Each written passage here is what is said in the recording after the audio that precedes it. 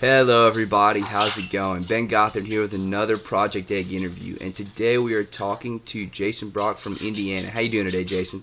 Hey, pretty good, Ben. Glad to finally link up with you and get this going. Absolutely, man, absolutely. It's an absolute pleasure to have you on the show. So, my first question for you today is, what is your story? What is my story? Wow, man, this is going to take a long time for me to answer it, but I'll give you the short version here, man. So, essentially, from just an entrepreneurial standpoint, I guess I can go into that. I was in the military and just really decided after I got out, I wanted to take a path where I was working for myself. So I ended up getting started on eBay and started going through with kind of that typical method, and I was getting some success. And then it was probably around 10 years ago, right around this time. So we're in April. I started an online store selling like self-defense, like mixed martial arts type of stuff.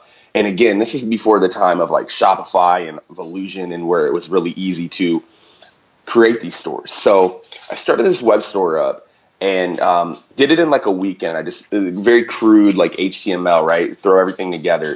And within around 2 weeks, I kind of almost forgot about it. And I got an email saying that I got an order. I'm like, whoa, this is actually pretty cool. I actually still I still use the same Gmail and everything. And I still, I can pull that same email up. I'm like, wow.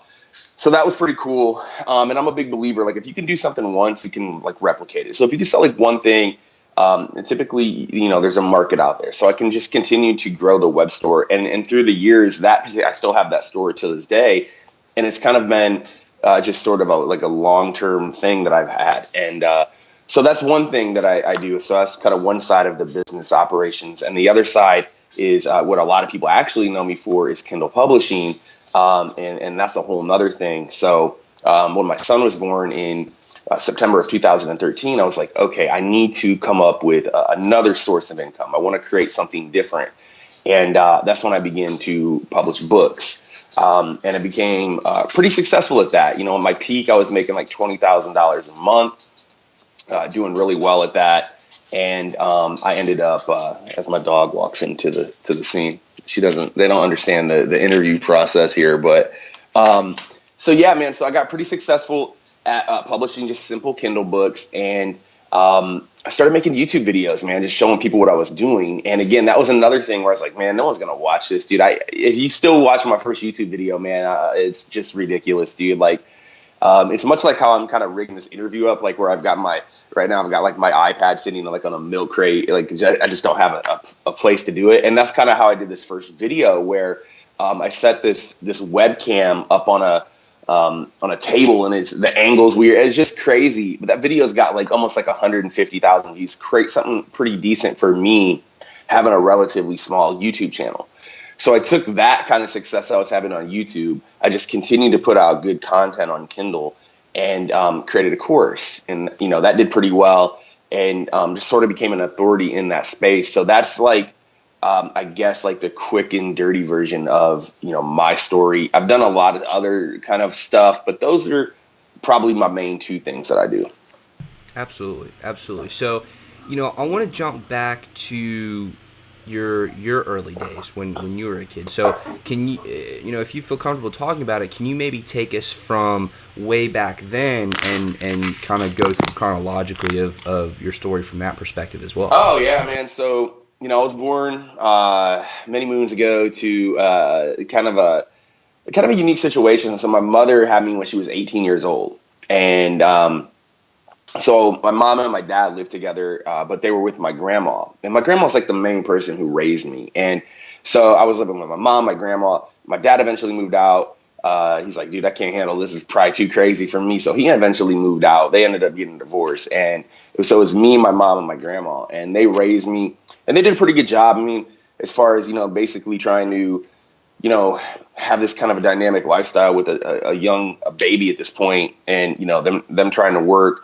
And, that went on for, pretty much my whole life. And, it really taught me a couple of different things. It taught me about like work ethic. They were busting their ass to get up and go to work every day, doing jobs that, they probably didn't like to do, but they were doing them. And the other thing it really taught me was, I began to see some of the politics of that type of stuff. Sometimes, they would get, fired for like gossip, whatever political things that was going on at work. It's like, man, and it stuck to me. I think I was like 16. And my grandma came home and she's like, hey, I got fired from this job. I was like, oh, Lord. And what that told me was like, you can never really rely on a company some people can, and it has worked. But I was like, if I'm going to, go through my life, man, I want to be able to control it. And at that point, the internet was just kind of, taking form, and you could, I could kind of see it like where it was going to go. No one probably thought it would get to this level, maybe as quick as it did, but it really has. And so that was sort of like the seed was planted. Other than that, man, I had a pretty good childhood, man. I was into sports, playing video games, nothing crazy, or anything like that. But that was sort of, I guess, the childhood era. But I've always had an itch to, do something with business. As a kid, man, I was always doing like, I'd do these jobs where I was like selling newspaper subscriptions, like, knocking cold sales door to door. I did one thing where I was like, selling the subscriptions they had a deal with like not a gas station, but a grocery store. So I had like a booth set up in there, and I like set the record for like selling these subscriptions in a 2-day period. And everybody was like, oh man, you're kicking butt. So that was like, I've always, like I said, man, I've always liked the sales aspect of things too, so yeah, man, that's pretty much it as far as that. That's awesome. So, I definitely do want to dig a little bit more into your history. So, you talked about how, kind of from an early age, it was, you were basically raised by your grandmother and your mother, and that at some point could be tough, right? So, you said that you learned a lot about work ethic from that. Can you maybe expand on that a little bit, and give a little bit of insight on why work ethic is so important for entrepreneurs to be successful? Yeah, like you would get up, or you'd see one of those, they would go to work at like early in the morning and come home late, man. And they were working jobs as like servers, or working in like a receptionist, so you take that, and you see that, and you're just like, man, this is definitely tough, on your feet all day. You come home, your feet are hurt. So I was like, man, this is tough, dude. But as far as entrepreneurial hard work, man, and it's like nothing can replace that. Like you can be the most talented person, you can have the greatest ideas, but if you don't work hard towards your goals every day, if you don't at least do something, you don't have to like hit the grindstone and work for like 16 hours. You don't want to get burned out, but if you can hit like a good 7-8 hours, even a 4, like if you can hit a hard 4 hours and you're really focusing on the things that are making you money, that's a way to do it too. With my lifestyle, basically being a full-time dad right now and having my son all the time, and that's kind of how I have to do it. Like I have to pick and choose my spots, and it makes you more, your time management skills improve, because that like, when I go to work, I can't be playing on the internet, I can't be watching YouTube videos. It's gonna be like, put your phone on airplane mode and just get busy with it. And yeah, man. So, and that's really the secret, I think, man. If you really want to talk about the secret to success online, or like just any business, it's just putting the work in, and focused work, not just like going through the motions, like actual putting in hard work. Having, like, I like to have, I've got a book over here, my most important tasks every day. Like you at least have 2 or 3, sometimes even just one, that if you get done, it's going to move that needle for your business a lot more. So that's sort of the recipe that I follow. There's so many different methods, you can get into, as far as, hard work or whatever, goal setting, and even goal setting's awesome, right? Like everybody's like, start with your goals. But like some people, they'll set their goals, and I've done this. The reason I can say this is I've done it. You'll set these goals and like, oh, cool, I'm done. I set my goals. I'm on the, the, what do you call it? Like the secret, what's that called? Manifestation or whatever, right? You done. But no, dude, you have to, like, hard work is literally like the key to success, I believe. Absolutely. Now, a lot of people do say that in addition to working harder, you also have to work smarter, right? And I think that is very true. And kind of going back to what you were saying, is that you got to focus on those revenue generating activities, right? But for somebody who may just be getting started and they may not know exactly what they want to do or really who they are yet, how do they figure out what really are those revenue generating activities and what they really should be focusing on? Wow, that's a good one.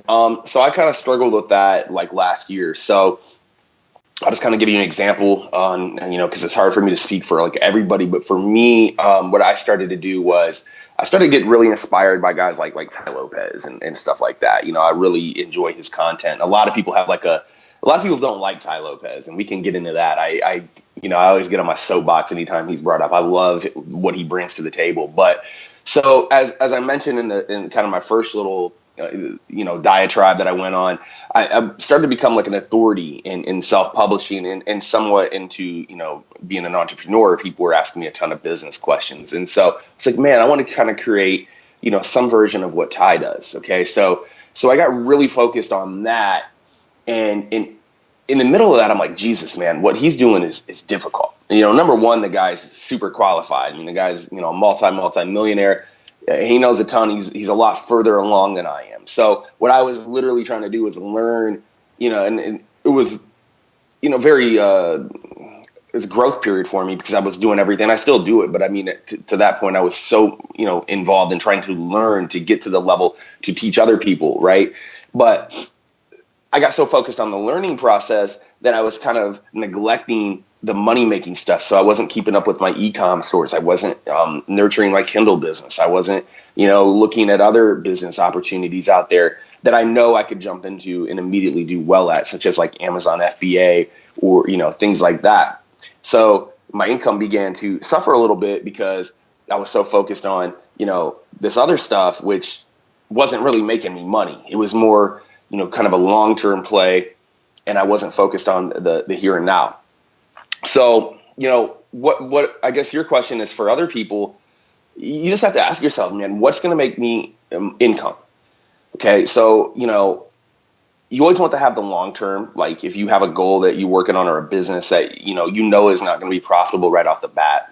Sometimes people, they start up a Shopify store, they start up something like an e-com store. Some guys can make money right away. If you're a Facebook ads guru, you can start making money right away on that. Or if you can hire someone that can teach you how to draw traffic to it, you can start making money. Boom. Okay.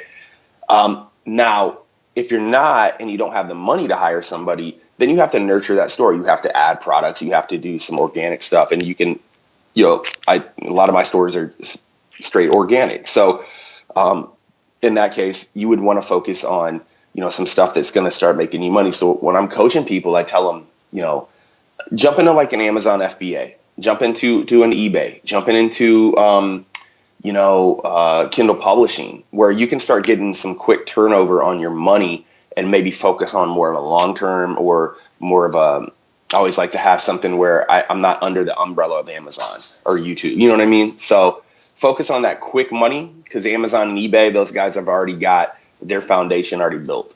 So that's what I would say. It's not really rocket science. I think a lot of people overthink it. A lot of people, they buy a lot of programs, they buy a lot of video, whatever, and they get lost on, oh man, this guy's making $1 million doing this, I'm gonna do it. And a lot of times, man, it's a lot harder than than you might think it may be.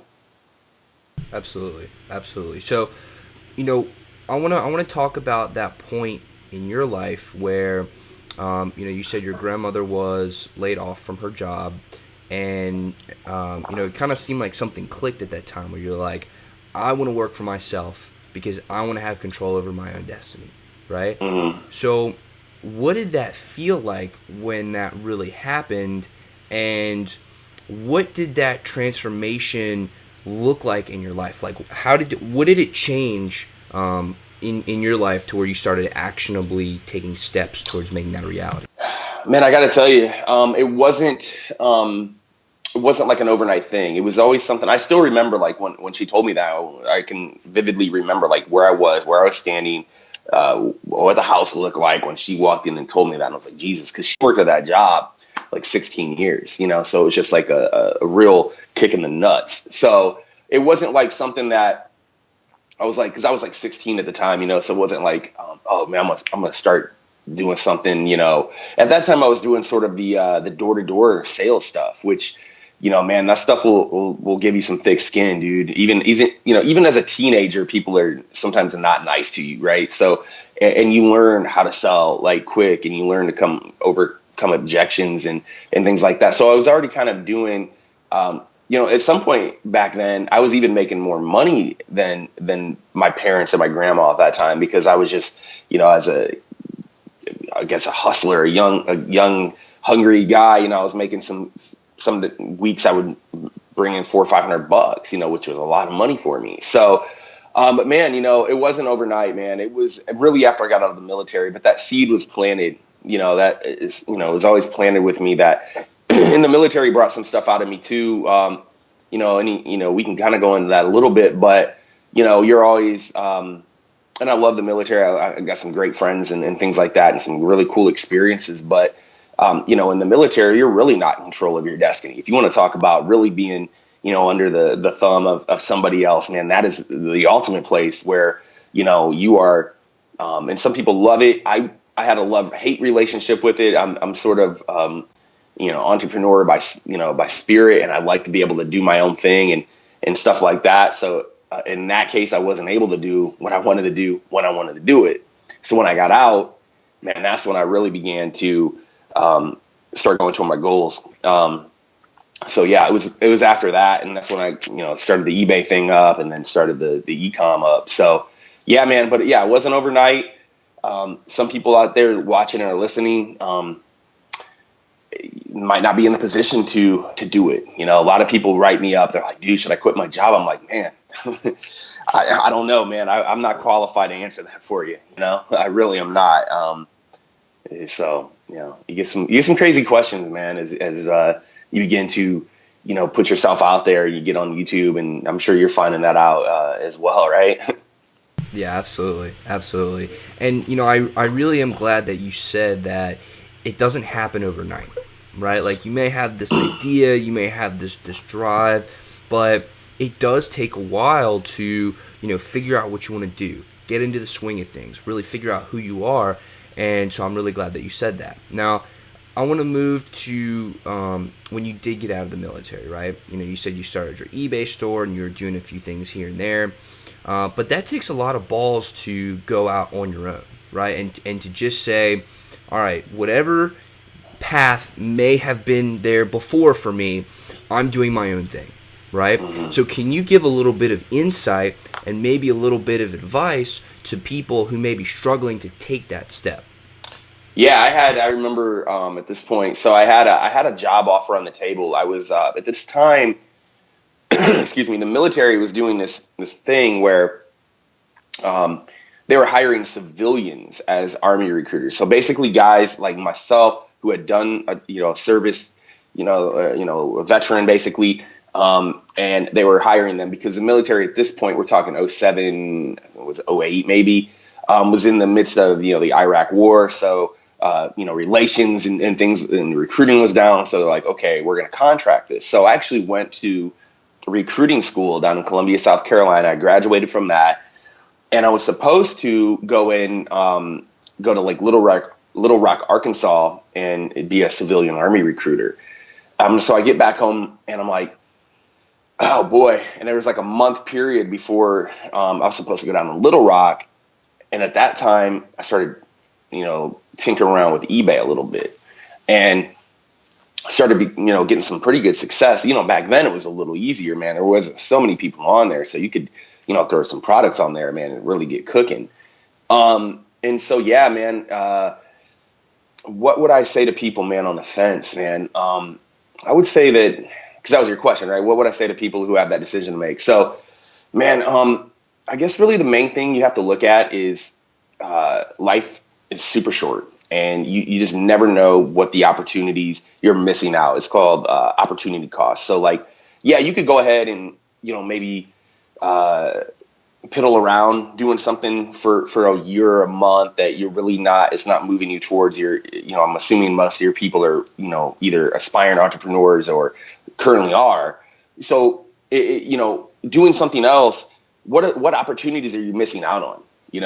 So for example, yes, I could have took that job. I could have went down to Little Rock and done that recruiting gig. However, if I did that, I probably wouldn't be talking to you right now. I probably wouldn't have, made a ton of money on the internet. I wouldn't be able to, travel to the places that I've gone to. I wouldn't have been able to, a lot of times, I had a buddy over mine the other day. He's a business guy, and I was showing him stuff online. And I was like, yeah, I think I'm gonna go here today. Have my son with me, and he's like, man, that'd be really cool to do that, man. It's weird to people that you can do that, And so, yeah, man, I would say that, and this stuff's not hard, man. Like, it's not like you gotta be, like Elon Musk to pull this off. You literally just have to work hard, 3 to 4 hours a day, especially in the beginning. And you can have some pretty good success pretty quickly. There's tons of stories. I'm sure we've got mutual friends, man, that have, went from dead broke to making, high six figures a year. So it's possible. Where the problem most people have is self-doubt. Most people's biggest issue is the negative self-image, the negative self-doubt, people getting in their ears, friends and family. Most people are not entrepreneurs. The definition is basically a risk taker. Most people are not risk takers. We've been taught since an early age to go to school, go to the next rung, get your retirement watch, go on your RV trip, and then die. That's basically been what, everybody's been telling us since we've been little kids, right? So anybody who bucks that trend is like an immediate threat. Sometimes it's an immediate threat to that person's personality, of themselves, their perception of themselves. So if you, like, I've had friends, man, that I've had to like literally cut out of my life because they see me doing stuff and they're basically being a hater. And I'm like, man, I have no time for that, dude. Because you saw me go from nothing, dude, like sleeping on my grandma's couch to over here in Thailand, or, making tons of money on the internet. And, of all people, you should be happy for me, but you're sitting here basically, saying, man, I'm jealous of what you're doing, man. I don't know how you did it, or, whatever. And it's just like, you don't have any time to entertain that. But yeah, man, your audience, man, just do it, man. Just get out there and start doing it, man. Take action, pick something. I was on a podcast the other day and they were asking me, like, what would you do? I would say, eBay, Amazon, something eBay, Amazon based to get started, get your feet wet. And the reason I say that is that's what I did. And I don't like usually telling people stuff that I haven't really done myself, so. Absolutely. So, you were talking about how when you first got started, you were getting on eBay, you're selling a few products there, and then you made that store of yours that you still have the email of today. Mm-hmm. At what point did you truly start feeling like an entrepreneur, right? Like at what point were you like, dude, this is me, I'm an entrepreneur, I'm going to go out and kill this thing? That's a good question. Man, honestly, I would say probably not until around 2000 and, probably 12 is when I really was like, man, this is what I do now. Like, this is, because the last job I worked was like probably 2008. Like I worked selling like cell phones and stuff like that, so it might have been 2009, but I was doing that, and I was making a little bit of money. Like I was just barely scraping by. Like my e-com stores were making some money, but I wasn't really crushing it. Like I wasn't like, making, 6 figures a year by any means. So in 2012, I made another run at eBay. I was like, man, I'm just going to do some eBay stuff, man. I started getting real successful at that. Again, I made enough money. I bought my house in cash. Like everything was, really good. And then in 13, my son was born. I started jumping into more of the Amazon stuff. So that time period is when I was like, okay, this is pretty much what I'm going to do, barring a complete and total catastrophic failure in my life where would I have to start working for somebody else again. So yeah, I would say that. And so again, to your audience, man, it's a process, dude. At least for me, it was, man. There's people that are way smarter than me, that are way more probably even driven than me. I know I can point out some examples of people in my group that, kids that are 16 to 20 years old that are like overnight making tons of money, man, even just crazy. So, but for me, it was more of a process, it was a feeling out process. For some people, it goes a little quicker. So.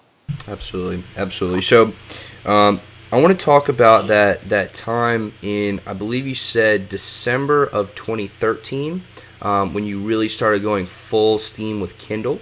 Mm-hmm. Can you talk about a little bit of what exactly you were doing, and how you did reach that level of success, that you reached with that? Yeah.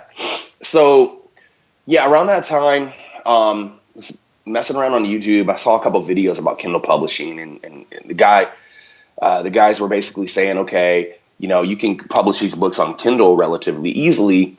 And I was like, okay, I like that idea. And then the idea of basically scaling the business. So, hiring a ghostwriter to write these books for you, owning the rights to them, and throwing them on Amazon. I'm like, wow, that's a pretty ingenious idea because, basically you're taking advantage of a growing business platform. You see Amazon, you see these Kindles, like you can tell, like if you have any common sense, right, that thing's going to pop. That business is going to, especially even 10 years from now, it's going to get bigger, right?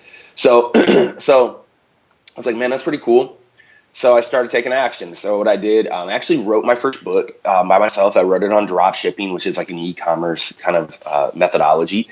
And I was like, I want to learn the process. So I wrote the book, which was painstaking. I am not a writer. I mean, I can write, but I don't like to do it. So I wrote this book, got a book cover design on Fiverr, threw it on on Kindle. And it started making sales. It was pretty, not crazy, but I was like, okay, I was excited though. Trust me. I was like telling people about it. I was telling people at my gym, everybody. Some people were supportive. Some people were kind of like, what? They didn't understand it, but they started understanding when I started making a ton of money. They were like, "Oh, this is cool, man. I want to know how to do that." But no, man. So that was sort of the genesis of it.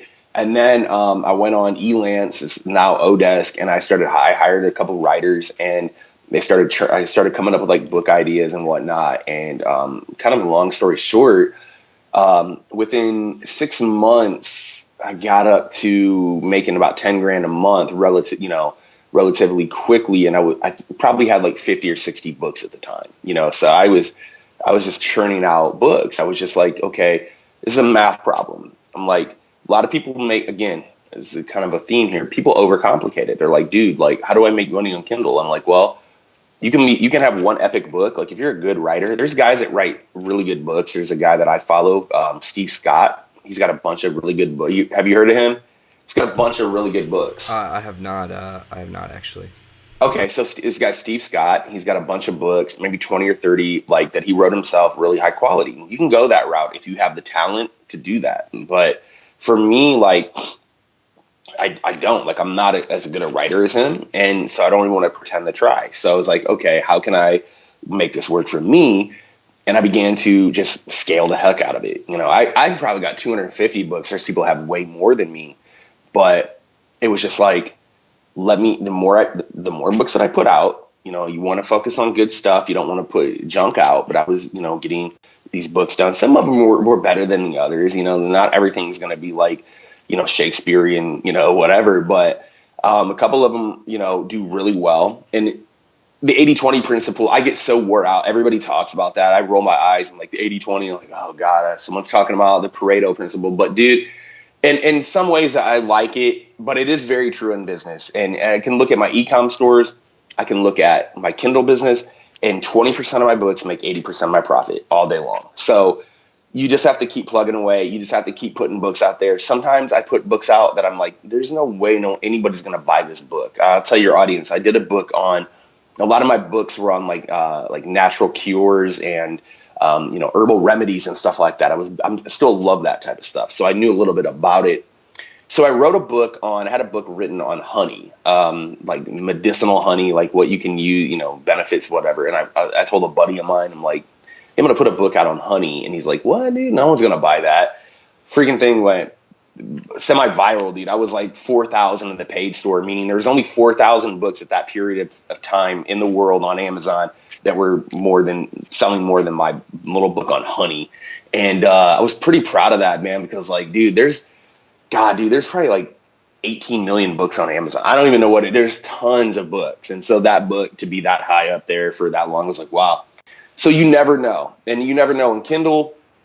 and you really ever know what business is going to, or what the one thing you might do that might be the biggest game changer for you. Like the video for me that I did on YouTube had no intentions of, number one, I had no intentions of starting a YouTube channel. Like I had a YouTube channel and it was just for literally posting stupid videos that I would do or my buddies and I would do. Just stupid stuff.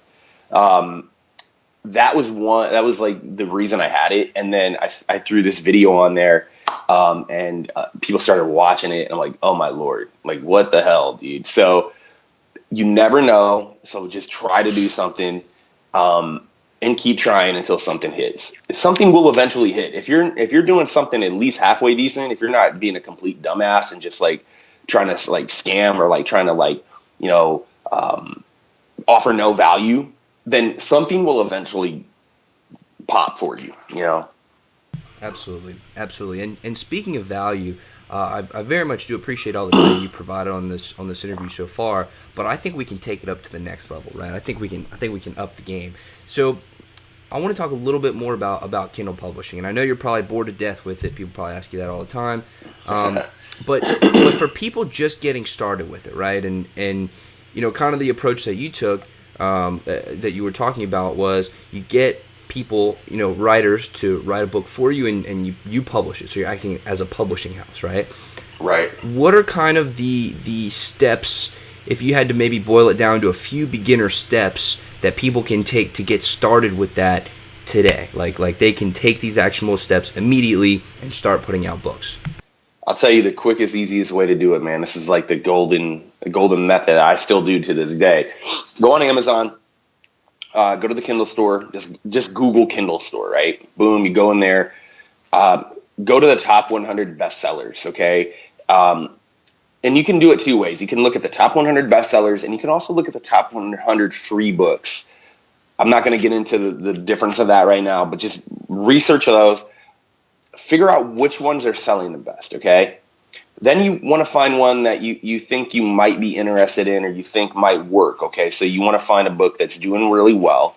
Let's say you find a book on, I use this example all the time, coconut oil, because people like freaking coconut oil. You find a book on coconut oil, and you're like, okay, this is a good niche, this is a good product, this is a good book, people are buying it. And you ask yourself, okay, can I add anything to improve on this book? Can I make this book better? Is this book a short book? Is this book, offering, whatever? And you say, can I improve on this book at all? If the answer is yes, then what you do is you go to Odesk and you put an ad out for a writer. Okay. You say, I'm looking to have a book written on, blah, blah, blah. I want it to be anywhere from 15 to 40 pages, whatever you decide on. You can even do shorter. Like they have a thing on like for short reads. So you can pick on, how long you want to write this book. And then you hire, and when you put that ad up, people will start to respond, and you'll wake up the next morning and you'll have like 30 people that are offering to write you this book. So then you sift through all the people, you decide on one, maybe two, whatever, and you have them write the book. While they're writing that book, you go to Fiverr.com and you hire an ebook cover designer, okay, for $5, $6, whatever it is now. And you get a high quality ebook cover. So while that's happening, you sit back, you relax, you recline on your couch, and you drink a coffee, man. You wait for these two things to happen. You wait for the ebook to come back. You wait for the book cover to come back. And once they come back, you're either going to, I wouldn't even overcomplicate it, man. I would edit it myself or read through it myself to make sure it's, pretty decent. And then you just format the book. You can, learn how to do that yourself. You can go to Fiverr and have someone format it for you, whatever. And then you upload it to Kindle. You go to kdp.amazon.com, you set an account up, and you just upload it. And they have, now there's ways you can promote your book, and we can go into that. But like I typically, man, to keep it simple, I just use Amazon's free promotion tools. I run a 5-day free promo to get some juice to go to the book. Once that free promotion's done, Amazon will start sending you some traffic to that book, and you start making some money. So that's really the process, and like the quickest way to do it is you go to Odesk, you go to Fiverr, first you go to Amazon, just come up with that idea and just repeat it. Your first book, a lot of times what happens, man, I'll tell you right now, Ben, what happens with most people is they're like, cool, Jason, I'm going to do that. They do one book and that book doesn't do well. And they're like, man, this sucks, dude. You can't make money with Kindle anymore, man. It's just not, you can't do it, man. I'm like, okay. I can tell you that when I first did my first book, dude, it barely made me anything. It wasn't until like my 10th or 12th book that was my first winner. You can go through my courses, you can go through other courses, you can go through all the YouTube videos, and we can teach you as much as possible. But until you do it yourself, there's so much, you learn so much more just doing the process, And so it might take 10, 20, 30, but eventually you will get the process right, and you'll figure out that formula that works for you and for that audience, and you can begin to make money. And, now I'm experimenting with Amazon marketing services. So I'm running paid traffic to my books to make even more money on these books. And it's, again, the same theme of this whole interview is some of them do really well. Like I've got one book that I just started doing this a few months ago. I wish I would have been doing it a little earlier. But I've got one book that I'm running traffic to that I've spent, I think, $70, but I've made like $350. So the return on that investment, but I've got some that don't do really well. And if they don't do well, I just delete the ad or pause the ad and run it to another, you know what I mean? So they're coming up with new ways for you to grow your business every day. Like Amazon wants you to succeed. Like they want you to be able to put products out there because they make money and so do you, you know what I mean? So you just have to keep with it, as far as actionable like value, man, just keep with it. No matter what you do, whether you're doing Amazon or any business, like people throw in the towel. I think I was reading a book by Brian Tracy. He's like, people like literally at the first sign of resistance, they quit. Like if they have like one thing that doesn't work, they quit. You know what I mean? Like, dude, like imagine if like Elon Musk would have quit like on like Tesla. Like Tesla was like damn near about to bankrupt him, dude. He was living off credit cards. And he, obviously you see where they're at now. Like you want to fucking buy a Tesla, it's like get in line and wait for a year. You know what I mean? Like you're gonna have some trouble getting one. Amazing company. And so yeah, that's kind of the gist of it, dude. It's just like you stick with the program, and have faith in your abilities. Absolutely. And so, when you are putting out those books. And this is the last question on Kindle, but I am going somewhere with this. So, when you're putting out those books, roughly about, doing the process that you just said, which, by the way, is an awesome starting point for most people. How much does it cost per book to put out, right? Because you said it takes like 10 to 30 about to start finding momentum for some people. How much does it typically cost per book? Boy, you're talking about, let's see here. I used to tell people $100 would be a pretty good like if you're doing like, let's say like I like to pay like for 1,000 words like $10, right? So that was sort of like the quality of writers that I was hiring. And dude, trust me, I've tried everything. I've tried books that cost me $400. I had these books that were super low. They were basically like travel guides, like $400. And then I had books that were like super short on like a niche product that like kicked ass, you know what I mean? So it's all over the map, man. I would say that, you can get a short read book done. You can get books done that are 10 to 15 pages, even smaller than that, for 50, 20 bucks. Like if you're just saying, hey, I want a 5-page like little info pamphlet on one particular niche, you don't have to spend a ton of money. And I would urge anybody doing this, like when you start out, like definitely don't be spending like $400 on like a book. Like don't be like, yeah, I want to write this. I want to have this book written on, space travel, like whatever, like something crazy. Like just pick a niche, pick a little simple niche, like bird watching. I don't know. Like I'm looking at my trees right now. Like go watch, do something simple, have a little book written on it. Don't spend a ton. Hire someone that's a native, English speaker. So don't hire someone that speaks English as their second language. Those people are going to be cheaper, and they're freaking smart as hell. Like they know 2 languages, but the written word, like it doesn't translate as well. Like it's not, trust me, I've done it, dude. And you're going to get a lot of bad reviews when it's done like that, man. So put in your ad that you want a native English speaking person. They can live in, anywhere, but English has to be the first language that they learned. Okay. Very important. But yeah, man, your book cover, $5. Okay. Don't go out there and on Fiverr, dude, they've got it to where you can get all these crazy like extras and stuff like that, dude. Buy the basic gig for $5. Spend less than $100 on your first book. Okay. You do not, dude, I've got books that I spent $100 on that have made, $15,000 to $20,000. Like I looked at it the other day, I posted a video on it. And I'm like, okay, here's what I've made, on this one account. And it was like $100,000. And, again, 80-20, like I had one book that made almost, so it sucks, man. I wish all of them kind of like you could say, man, I could release a book and I know that it's going to make this, but you just don't know. You know what I mean? Yeah, man, less than 100 is what I would tell people to spend. Absolutely. So, if you're spending, let's say around about 100 per book, and that's 10 to 30 books before you really get going, that's a lot of money for a lot of people, right? Can be, yeah. So, one of the things that you're also doing that we haven't really talked about yet is your course, right? Mm-hmm. So maybe you could talk a little bit about the course that you put out, and then, for those that are listening, instead of going and just jumping in and spending that, $1,000 to $3,000 on your books without really having some solid training, you can save a lot of money up front by, jumping onto this course and really learning how to do it. So Jason, could you maybe talk about your course and what you teach and just give a little bit of insight on it?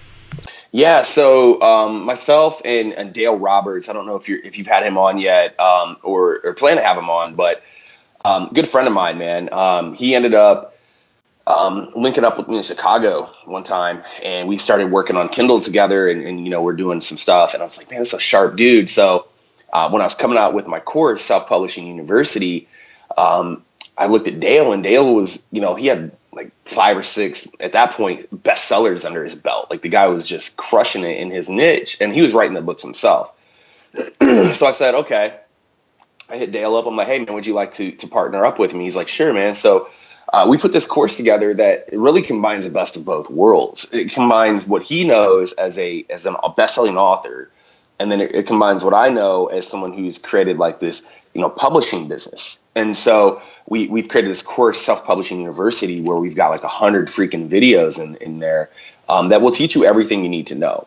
And, one thing that you said that, definitely is important is like, it can be a lot of money for some folks to spend, $1,000 to, $3,000 to learn the business. And one thing I want to tell people too, and this is a mentality shift that I think almost everybody has to make as an entrepreneur, is that you have to pay to play. Okay.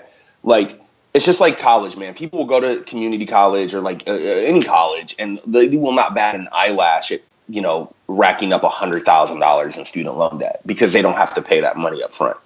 But they are essentially, paying to play. They're saying, okay, I'm gonna pay you to, get me a job. And we know how that's working for a lot of people out there. Sometimes there's a lot of people that have a 4-year degree that are serving coffee to you every day, man. And it's a kind of that we could go on a tangent about that. So I get a little worked up, man. When that happens, I'm like, man, like you got to pay. Like you got to invest in yourself. And so we put the course out.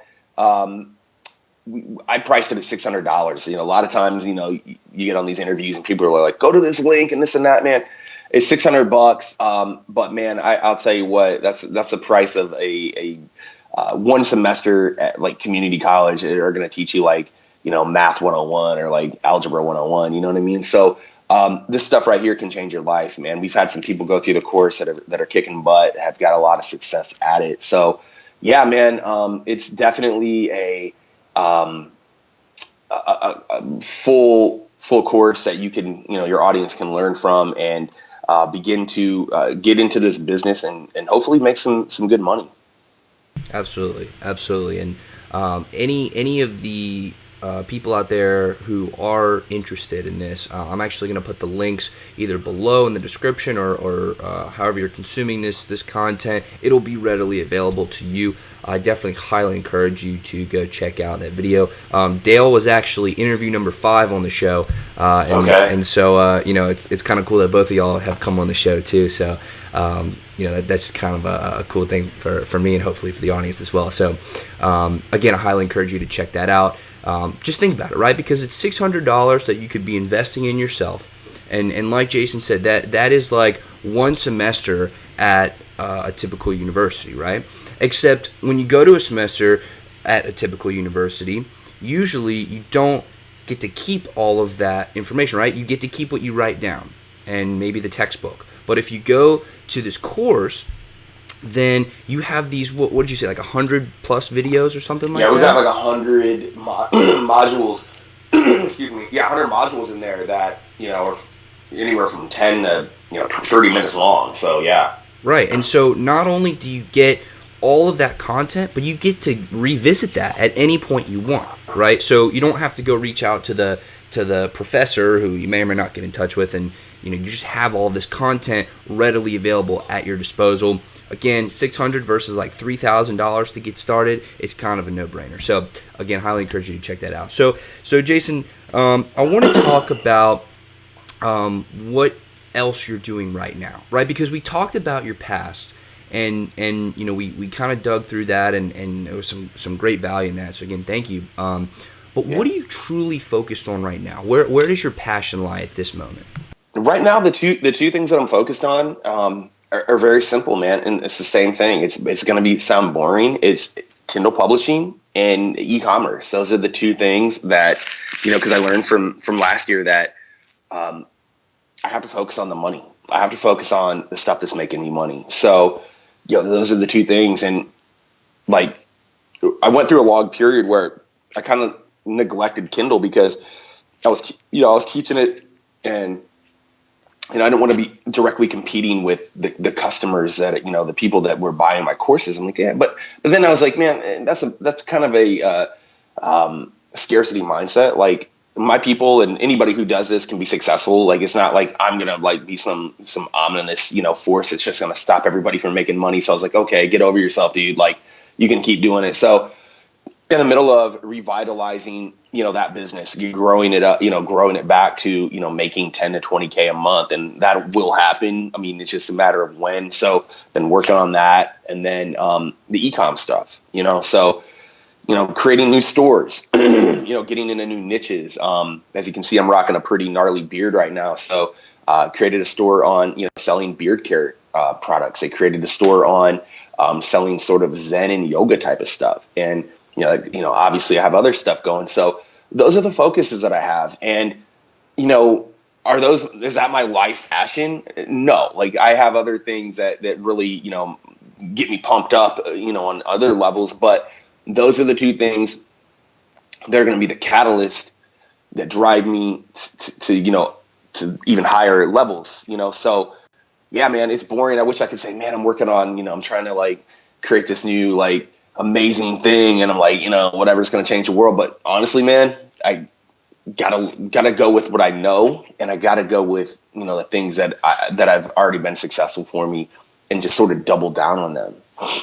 Absolutely. And besides the business aspect, right? Besides the professional Jason that's, out there killing it with the Kindle game and the e-commerce and your course and all that stuff, what are you doing right now personally? Like what do you like to spend time doing when you're not working? So I'll give you my day-to-day. I guess I could just give you what I do every day. So usually, today I don't have my son, but usually I have my son. So like tomorrow when I wake up, what'll happen is sometimes I'll wake up before him. Sometimes he'll wake me up. So he'll like go in my room. He'll either jump on me or, something to wake me up, right? Like, I'm like, oh boy, okay, time to get rolling. So what we'll do, we'll eat our food, eat some breakfast, whatever. And I don't like sitting in the house. Like, I don't like, it's getting nice out right here. I'm in Indiana right now. It's getting a little nicer, and the whole winter sucks. I mean, you're in Louisiana, right? Yeah, absolutely. So you don't have the brutal winters that we go through, I don't think. So I'm like, man, let's get out of the house. So we get up, What I've been doing here lately is going to like this nature. It's like it's called Fox Island. It's like a big nature preserve. It's got trails. So I take my dogs. I don't know if they're behind me or not, but I take them with me. Um, so it's me. I've got two dogs and Alex, and we just walk around. Like we'll walk for 2 to 3 hours. I mean, and trust me, I was never a nature guy. Like I'm not like, but something, I don't know, about being a dad or something, like it awoke this part of me on, like, I love being where it's quiet, man, getting away from technology, the notifications, man. So we usually do that at least 2 to 3 times a week. We'll get out and go on a hike. And then we'll get back, maybe eat something. Then we'll go to, let's see, man. Sometimes he'll have like a program or soccer, and maybe I'll hit a little workout here and there. I do try to do something physical every day. I mean, I play in a lot of little sports leagues and things like that, man. So I try to do something to, be social and have fun. Take care of your body, man, because so many people, man, they, you could be a multi-billionaire, but man, if your body and your actual physical entity is you're treating it like garbage, if you're putting garbage in your body, man, it doesn't matter. There's a lot of people out there that have gone down that road. So do something physical. Man, we go on a lot of bike rides, man. I love doing that, dude. I really just love spending time with him, dude. He's a 3.5-year-old, like, wild man. So, like, it's all I can do to keep up with him. And at night when he goes to bed, that's when I begin to do my work. And so that's, when I, try to put in the 2 to 3, sometimes it's 2 to 3 hours. Sometimes it's a little bit more of just focused work. And, yeah, like, is it like something, it's definitely something that when we talk about time management, I have to be very cognizant. And I don't like to do a lot of work during the day when I have them. I don't like, I'm not like on my phone, like checking stuff. Like if there's something important that comes through, I'll do it. But for the most part, I want to separate the parenting and the dad life from the business life, because I don't want to look back, 30 years, 40 years from now and be like, damn, man, you're not going to be like, dude, I wish I would have like answered these emails. You're gonna be like, dude, I wish I would have went on a bike ride, or done something, played soccer. So, yeah, man, that's pretty much kind of the personal life thing with me, man. It's just going out, being outside, having fun, doing something physical. Gosh, what else do I do? We play some video games here and there, man. I'm not too big into that. There's a comedian. Have you heard of Louis C.K.? Yeah. The comedian. He's like, I don't let my kids watch TV or play video games. And he's like, you want to know why? He's like, try to take the video games away from your kid and see how they act. And I know that firsthand. Like if my son's playing a game or watching something on TV and I try to turn it off, meltdown mode. So we try to limit that to almost zero. But there are some days if it's like raining out or not really nice out, we'll sit down and play some games. So.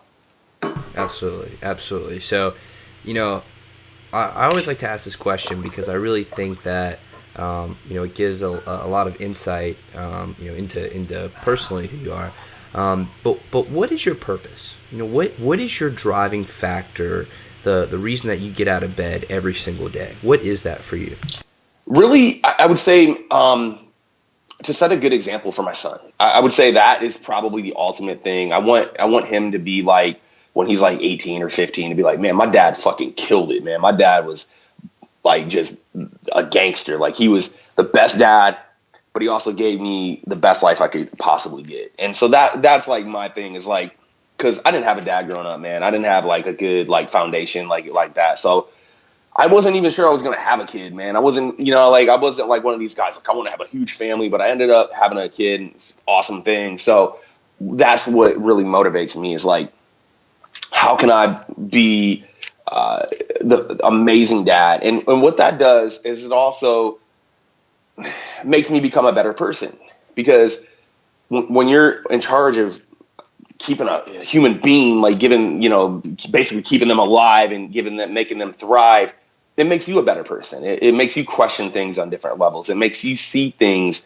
through a different lens. So it helps me impact the community, like the people, YouTube and the community that I created on Facebook, that, when I make a video, I can be like, okay, I'm not the, 25-year-old Jason that, didn't really, have a ton of experience in life. Now it's like, man, I've went through a lot of hardships. I went through a lot of like, being a parent, man, if you want to do it right, man, it can be hard, man. There's so many things that, come up that are like, man, this is tough. But so, yeah, it's helped me in so many different ways.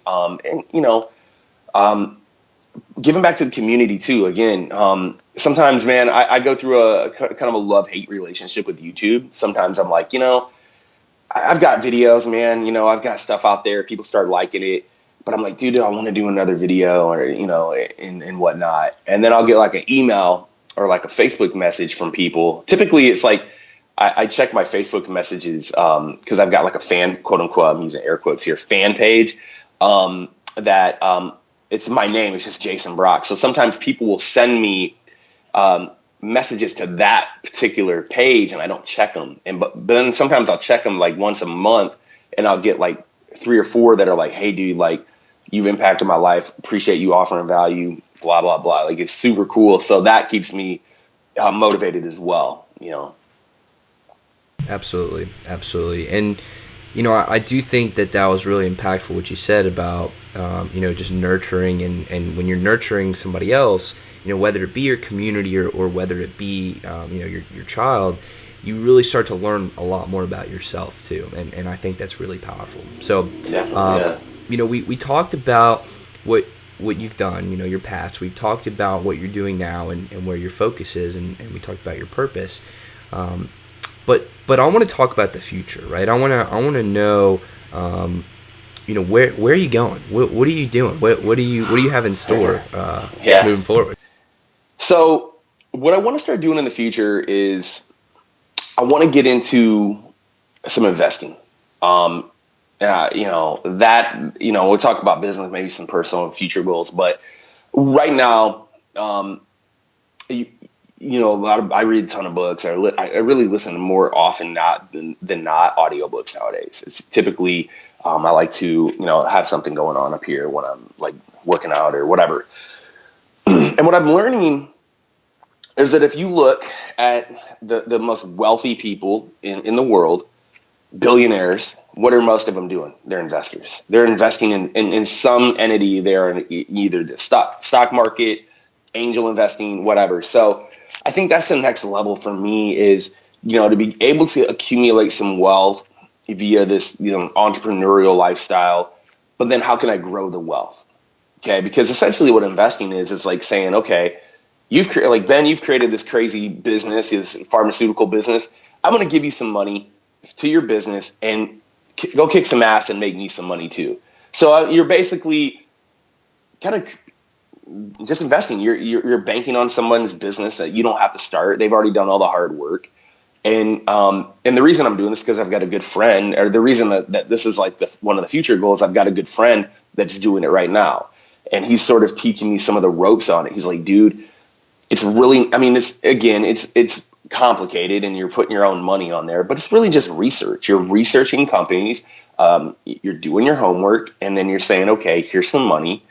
And you're either, in it for the short play or you're just in it for the long play, and you want to probably have both. But that's really, if you're asking me like, what are my future things, that is probably at one of the top of the list. It's something that I think everybody should learn to a certain level. I think we all need to become investors in ourselves. And if you're an entrepreneur, yes, you are investing. Like I'm investing in Amazon because I'm putting money into Amazon. I'm putting products onto Amazon. So it would probably make a lot of sense to buy some Amazon stock, right? Like even if you're just buying a little, or if you're buying the S&P 500. So that's one thing. Some of the future things, man, really, get in the best shape of my life. It's always been a yearly goal. And, I don't know, like, so that's always something that I'm like, okay, like, where do I start? So that's always something that I'm looking at too, man. It's like, how can I improve my health? How can I get more vibrant? How can I get more energy? What foods can I eliminate? What foods can I add to my diet that are going to give me more energy, more health? I mean, have you been to a Tony Robbins seminar before?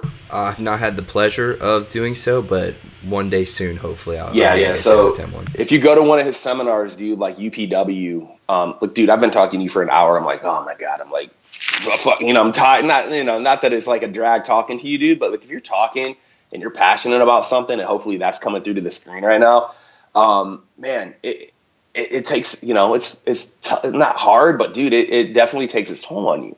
If you go to Tony's seminar, the dude's like, I think he's like pushing 60. I don't know how old Tony is, dude. He's in his 50s for sure. On the stage for 8 hours, no bathroom breaks, no, anything, pumping hard. Like he's going like screaming, yelling. Dude is just on fire for like hours at a time. And, if you follow what he says, like he's eating a very alkaline diet, like he's eating obviously a ton of fruits and vegetables, you know what I mean? And so, and again, he's almost 60, I'm sure. And he's been doing this for like 30 years. I'm 35, dude. So like, how can I take what he's freaking doing and add that to my life, right? Like what, so that's always something that I'm constantly trying to improve upon as well. Absolutely. Absolutely. And I'm glad you brought that up, because I think that one of the biggest struggles of entrepreneurs or of entrepreneurship is educating yourself, right? And so there's kind of the two different way. There's more than two, but kind of the bigger two different ways of consuming content that you find on your own, or getting a mentor, right? Mm-hmm. And so could you talk about in your life the different mentors that you've had and the impact that they've had on your life? Yeah. A lot of my mentors have been books, I would say Tony has probably been one of my first mentors. Man, I remember coming across like an old CD of his, man. This is back when he's probably too young to remember this, man. They have the CD Walkman things, right? I'm talking about, you put the CD in there. Man, I was listening, I was walking my dog, dude, and I was like, wow. Because I didn't understand. I can't, again, hardworking family, man. There was no like self-improvement. It was just like, dude, just go to work, man. Like there was no like, hey man, you could control your destiny, dude. You could do whatever you want. I started listening to this. I'm like, Jesus, God, what is this dude talking about? Because even in high school, man, like no one's talking about this, dude. These high schools are garbage, man. They're just little farm. Most of them are. Some of them are good. They're getting better. But when I was going to school, dude, it was just like, I remember going to my guidance counselor. My grades sucked or whatever. And she's like, what do you want to do? I'm like, I think I want to go to college. She's like, with these grades, you're not going to be like, that was like our conversation. That was like my final meeting my senior year with my guidance counselor, was her basically being like, dude, you just need to like go to a factory. That was essentially it. And I was like, damn. And so somehow, I don't know how, it was like a burn CD or like somebody had a CD of like tone, or like, I don't know, it's like a personal power thing. I was like, Jesus, dude, like this is pretty great. And so I began to like, just had no money obviously back then, dude, but I started to piece together some of that stuff and like find like little self-help things. I got Think and Grow Rich at the library. I didn't even know. It wasn't like I got like a book review. I'm like, oh, I'm going to get Think and Grow Rich. I was just like, wow, that's a pretty cool title for a book. Grabbed it off the shelf, brought it home. I'm like, wow. So that began to plant that seed of like, okay, man, this stuff is like, there's a science to personal achievement. There is a formula that you can follow. And so I began to just study from those guys. And then I've had like some personal mentors, some friends, and stuff along the way. But for the most part, my mentors have been, online. People, that I follow online, like, Ty Lopez is someone that I look up to. And he's a guy that, some of his programs have impacted my life. Like, I think as you get older, and where I'm at in my life, like some people, I had a conversation with somebody, kind of a heated debate actually with a person that's close to me. And we were talking about this. He's like, man, everything that you want to know should be for free. Like everything that you want to learn should be free. And we had this argument. I'm like, okay, well, if that's the case, go to Google and type in how to make $1 million and see what shows up. You know what I'm saying? So sometimes you have to invest. So like I'll buy Ty's programs, I'll go through them, and you can learn a lot. And you got to humble your ego. You got to leave your ego at the door.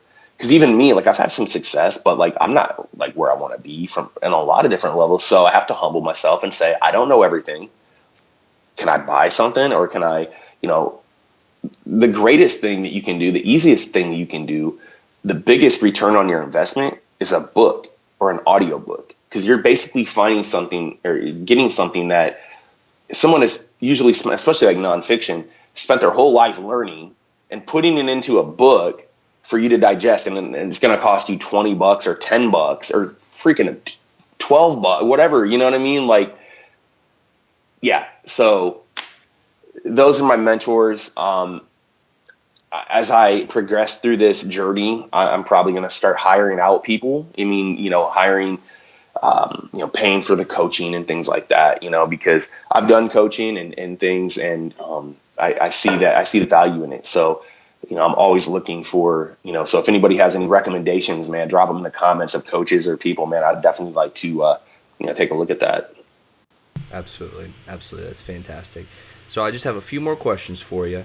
I really do appreciate your time. I can only imagine how busy you must be. So if you could go back and give yourself one piece of advice, knowing what you know now, what would You're that good, dude. You're advice good at be? these interviews, man. You got some eye-opening questions, man. What would I do? So the question is, what advice would I give myself? Like, what, at any point in my life? Yeah. Oh my Lord. Man, that's a good question. Gosh, I think about these a lot. I ask myself, I have this on my phone, I have a thing where I ask empowering questions. Are you familiar with that? Like, I'm not. Maybe you could. okay, so the questions are like, they're empowering questions. So like, and I'll get to your answer, man. I get sidetracked sometimes, but like, some of the questions might be like, who do you need to forgive? Or like, you can just Google like empowering questions, and I think you should ask yourself, or like, like, what is the one thing holding you back to success? So you ask these questions of yourself that you would normally never think about, and you begin to look at your life through a different lens. So, I guess one of the empowering questions I've never asked myself is this one. So I'm trying to stall before I can think about it. I would probably say, don't be fearful. Like, because I've let fear get in my way of a lot of things, man. I've let my own stupid fear get in my, and Tony talks about it as false evidence appearing real. I've let fear stop me from doing a lot of things that I wish I would have done. So I would say, quit being a little bitch. Don't be fearful, and just go after whatever you want to do. If you fail, whatever, fuck it. If you do great, then great, right? So, and don't take everything so seriously, man. Like, this is supposed to be fun. Like, it's business, man. It's not like, most of us aren't like on the front lines of, a war, or like creating, the cure for cancer or AIDS. So like, have fun with it, man. Smile. Don't make this hard. But for me, I would say, don't be fearful. I remember going down to Fort Benning, Georgia, and in the Army in basic training. And I remember being so fearful, like, oh my God, these drill sergeants are going to tear me a new asshole. It's going to be like freaking, what's that movie? Oh man, I forget the movie. Full Metal Jacket. It's going to be like Full Metal Jacket. I'm going to get a blanket party. I'm going to get my ass kicked. I'm going to get my head. Anyway, I get down there, dude, and it was definitely not a walk in the park. Don't get me wrong. It wasn't like, sunshine and butterflies and like people giving high fives. Like, I got yelled at. I mean, everything, dude. But it wasn't bad. I mean, I built it so much more up in my head that, you know what I mean? Like, that when I actually got down there, I'm like, oh, this isn't too bad. You know what I mean? Like, so that type of stuff, man, is definitely just, don't be fearful. Just do what you have to do, man. Go after it. Don't let other people, a lot of people have fear of like what other people think about them, dude. Like, most people are so caught up in their own like lives and their own little issues that they don't really care what you do. You know what I mean? So that would be it. Absolutely. So, if you could, think through all the different things that you've done, and all the different successes that you've had and the struggles that you had, what would you say was the biggest failure that you had to overcome, and how did you overcome that? Wow, biggest failure. Man, geez, that's a good question. Biggest failure that I've had. I would say probably, so I mentioned earlier my eBay business in 2013, I was doing really well at it. Essentially, when my son was born and we were going through, I was doing like the two most stressful things a human being, they say a human being can do is like buying a house and having a baby being born. Those are like the two, and moving's up there too. But so we were moving to a new house. I was buying a new house, doing all this stuff, getting it ready for my son to be born, doing all the renovations. So we were doing this all in, like, I moved in like August of 13. He was born in September of 2013. So I was going through all this, sort of neglected my eBay business. And what ended up happening was eBay ended up basically suspending my account because a lot of my shipments didn't get sent out on time. Like, if things were, so I effed it up. Like, there's no excuse. Like, I fucked up, right? Like, there's no, like, hey man, like, they kind of screwed me up. Like, I fucked it up. I neglected it. I got too busy. Obviously I was focused on really important things, more important than business in a sense, but I kind of neglected that business. And so how I overcame that was Kindle Publishing. And again, I found out around the same time. Like, I remember I got a call from eBay, and I think they're like based in Utah. Or Utah or Nebraska. So I get this freaking call, and they're like, hey, Jason, like, your seller account is like below standard. You need to do this, blah, blah, blah. I'm like, oh God. So I ended up getting everything straight with them. But like, there was a period where like I had a ton of inventory that I was selling on eBay that was sitting, not making me any money. And, I just literally spent like 60 grand in my savings to buy this house. Plus I was spending more money to renovate it. So, dude, I was burning through a lot of cash. And so, again, kind of through happenstance, I found Kindle Publishing on YouTube, and I wasn't looking for it, but I immediately recognized how valuable this could be. And I took immediate action. And we haven't even talked about that, but like, to a certain level, but like I took massive action on it. And so, yeah, man, that's how I overcame that. And then obviously, coming full circle, man, I still do that, and I'm still doing econ and stuff like that too. Absolutely. So if you could go either back in history or anybody today, but anybody, in the history of human beings, and talk to one person, who would that person be? And what would you talk to them about? Oh, boy, that's a good question. So it is just me, and there's so many obviously people that I would like to talk to, but I believe in like making the biggest impact on humanity that you can possibly make. So I'm just gonna throw a Hail Mary out here, and I think this might be cliche, but I'm reading this book right now. It's called Man's Search for Meaning. Have you heard of that book or read it? No, but I'm gonna add it to my list for sure. It's by a guy named Viktor Frankl, and he was a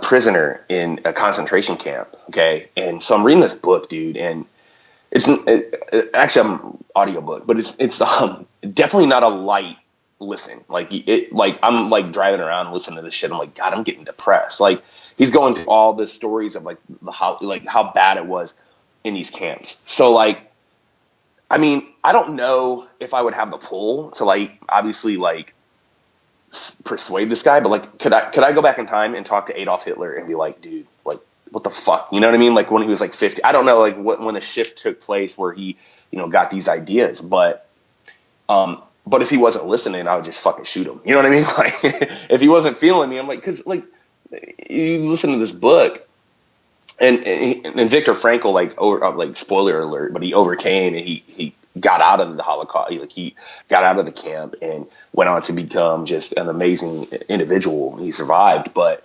could you impact? How many lives could you have impacted by talking to that one person? You know what I mean? Like, I don't know, maybe some other people, like, I would like to talk to like Gandhi and figure out like, how to become more peaceful, or like the Dalai Lama or something, or Jesus Christ or something. But it's like, for me, like, I'm a real tactical person. Like, I'm a real like, like, what could I do that could provide the most value to the most people? And maybe that would be something that, could obviously cause a lot, help a lot of people. So. Absolutely, absolutely, and I think the resounding theme is making a positive impact and helping people. So Yeah. it's definitely What are a some good other theme. people saying, man? What do you remember? What some other guests you had on? What are they? I'm curious to figure out what they've Uh, said. to be honest, that is the first time I've ever asked that question, and so, Really? so Oh, okay. yeah, You need to so that's a good one, man. That's a good one. yeah, whenever you're talking about how you like the questions, I just start thinking about. I try to start thinking about more questions like No, that. that's a good one, man. So yeah, I talked to Hitler, dude. I tried to get a hold of him and get on it.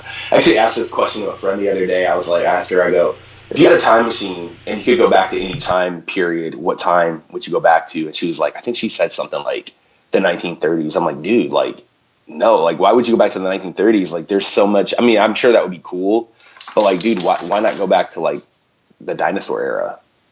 She's like, well, they would kill you. I'm like, no, this is a self-preserved time machine, man. They couldn't get in there, dude. Like, anyway, so that's what I would go back if I could go back to a time period. I'd try to go back to like the Jurassic era and just be like, wow, there's a brontosaurus or something. So Yeah, and then you could take like snapshots for a Kindle book, and that'd be there you go. awesome. Yeah. Dinosaurs for beginners. Exactly. But anyways, just have a few more questions for you, man. So doing all the things that you've done and being as successful as you are, who do you see yourself as? Right? Like if you were to describe yourself to somebody else, who would you describe yourself as? Oh boy. I would say for me, what I would describe myself as my dog jumps on my leg, I would describe myself as a giver, and sometimes to a fault. Like as I mentioned in my day is literally serving my family, my son, my dog family. You know what I mean? Like I'm literally doing stuff for them, with them. And I obviously get a lot of enjoyment out of that as well. And a lot of the my friends and people, even my community on YouTube and Facebook, I a lot of my day, not a lot of my day on that, but like, some of the days I go in there and answer questions and do stuff. So I would say just a giving person, man. I try to give back, sometimes to a fault. Like some people are like, dude, you need to do more for yourself. You need to do this and that. But the way I look at it, man, is I've had my time to have fun. I've taken solo vacations. I've done, a lot of stuff for myself. Now it's like at this point in my life, this is where I'm at. And, I like doing it. And so, yeah, just a giver, and someone that, but at the same time, like I have a lot of selfish wants and needs as well. Like I want to, do a lot of things for myself that will improve my life. And, whether that's making money, whether that's, learning new skills, improving my fitness, that's sort of, a big part of me as well. Absolutely. Absolutely fantastic. So I just have one more question for you. Again, I really do appreciate your time. It's been a ton of fun and an awesome interview. Is there anything that is an important part of who you are that I did not ask you about today? In other words, what did I miss?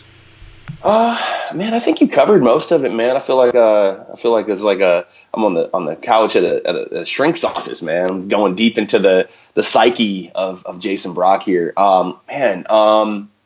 No, man, I think you've done a great job, man. I've been on a lot of these calls, dude. You've got some killer questions, man. You kind of got like the Tim Ferriss vibe going on, man, which is a total compliment, dude, because that's one of my people that I look up to as well. I remember driving across the country from Texas to Indiana, listening to his podcast. Like, I was like, thank God for this podcast, dude, because this is like the only thing keeping me awake right now, man. So, yeah, man, I think you've covered everything, dude. I don't think you've left any, like, as far as like who I am. I think we've hit all that, man. So.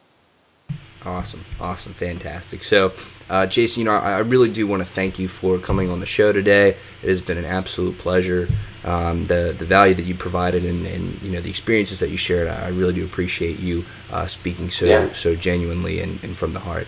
To everybody that's listening, any of the different courses that we mentioned or Jason's different pages and whatnot, I'm going to put those links around you in some way, shape, or form. So just take a peek, and highly encourage you to go grab that course and like his fan page and try to connect with them. You could definitely learn a lot and improve your life in a lot of different ways. And most importantly, I want to thank you for listening, because you guys are the reason that we do this. You come back and listen time after time, and I really do thank you for all the support and all the love. So this has been another Project Egg interview. Today we've been talking to Jason Bracht from Indiana. Have a good one. Thanks, guys.